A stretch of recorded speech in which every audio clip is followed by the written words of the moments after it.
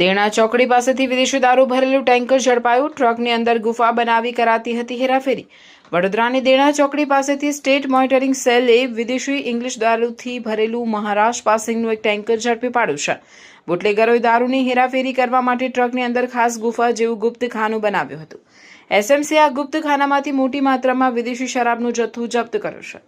પોલીસે ટેન્કર ચાલકની સ્થળ પરથી જ ધરપકડ કરી લીધી છે. આ દારૂનો જથ્થો ક્યાંથી લાવવામાં આવ્યો હતો અને કોને સપ્લાય કરવાનું હતું તે દિશામાં હરણી પોલીસે ગુનો નોંધીને વધુ તપાસ હાથ ધરી છે.